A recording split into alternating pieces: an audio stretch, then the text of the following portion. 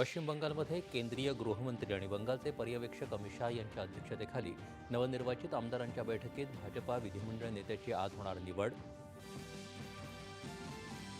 पश्चिम बंगालचे नवे मुख्यमंत्री आणि मंत्रिमंडळाचा उद्या होणार शपथविधी. कोलकाता इथं जय्यत तयारी सुरू.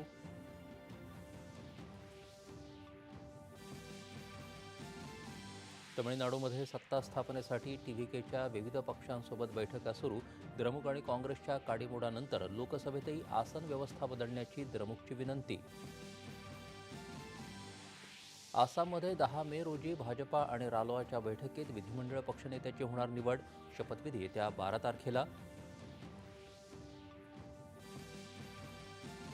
पश्चिम आशियातल्या संघर्षामुळे तेल विपणन कंपन्यांना तोटा होत असतानाही देशात इंधनाचा पुरेसा साठा आणि किमती नियंत्रित ठेवण्यात सरकार यशस्वी.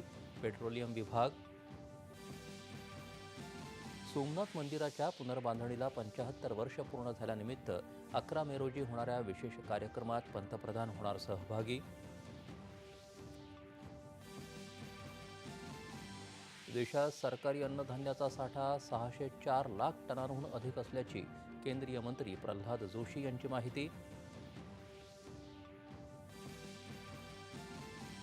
राज्यात 10वीचा निकाल 92%. कोकण विभाग अव्वल, मुलींची बाजी.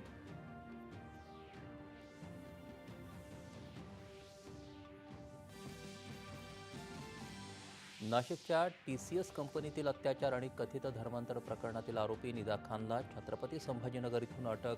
आश्रय देणारा MIM नगरसेवकही ताब्यात. इराण आणि अमेरिका यांच्यातील संघर्ष पुन्हा तीव्र. दोन्ही देशांचे परस्परांवर आरोप प्रत्यारोप. आणि राज्यात येत्या 2 दिवसात मध्य महाराष्ट्र, मराठवाडा आणि विदर्भातील काही भागात विजांच्या कडकडाटासह पावसाची शक्यता. विदर्भात काही जिल्ह्यांसाठी ऑरेंज अलर्ट. नमस्कार. 4:30च्या बातमीपत्रात